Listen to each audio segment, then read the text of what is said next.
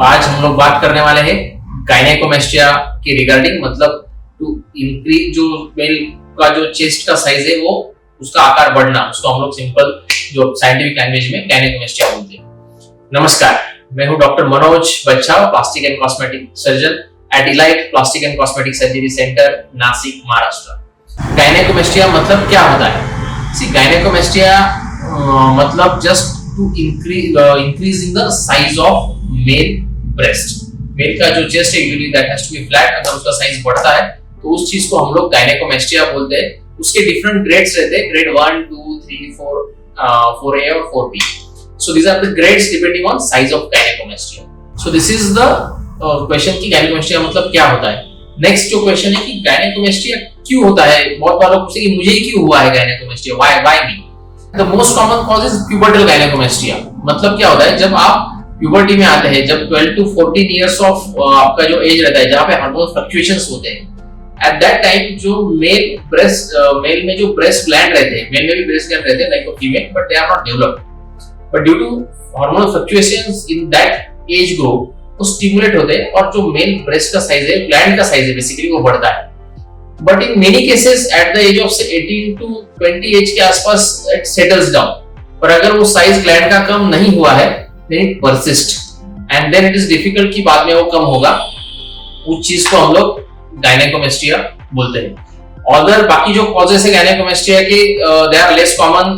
बाकी जो रीजंस है उसमें आता है, अगर आप स्टेरॉइड्स ले रहे हो तो बढ़ सकता है, अगर आप कुछ जिम में वर्कआउट कर रहे हो, कुछ सप्लीमेंट ले रहे हो, then it is a possibility, one more common cause.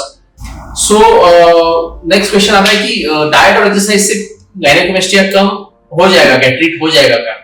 तो उसके लिए we need to go to again some need to see some science में जाना पड़ेगा कि गायनेकोमेस्टिया मतलब उसमें कंपोनेंट्स क्या है। There are two components, one is glandular component, another is fatty component.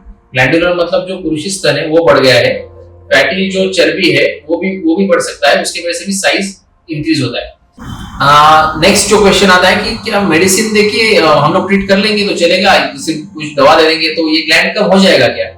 See, there is no medicine usually that works on the gland। ऐसा कोई टैबलेट नहीं है जो हम लोग दे देंगे और वो ग्लैंड श्रिंक होके कम हो जाएगा। As I told you, fat कम हो सकता है डाइट एक्सरसाइज। ग्लैंड के लिए there is no oral medicine, effective oral medicine जिससे गायनेकोमेस्टिया चला जाएगा। Now the thing is that कि गायनेकोमेस्टिया का फिर एक्चुअल जो ट्रीटमेंट है वो क्या है? See, गायनेकोमेस्टिया जो है उसका treatment you need to first consult a plastic surgeon. किसको ट्रीटमेंट के पहले किसको कंसल्ट करना चाहिए, that is also important. So ideal person to treat a gynaecomastia is your plastic surgeon.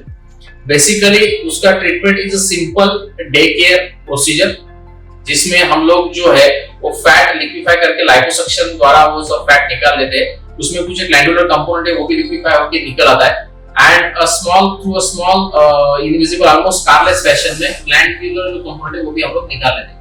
So it's a scarless day care procedure।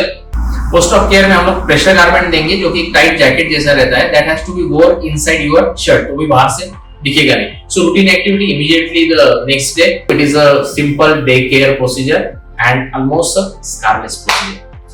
So अगर आपको इनमें से कोई भी प्रॉब्लम है, अगर आपको लग रहा है कि I am feeling awkward wearing the t-shirt, going to the swimming, taking off the shirt, अगर आपको टीजिंग किया जा रहा है, पीयर ग्रुप में चिड़चिड़ाया जा रहा है, then you should अगर आप कॉन्फिडेंस लो हो रहा है, आपके डेली एक्टिविटी में अगर ये हैम्पर कर रहा है, then it is a time you should treat this condition।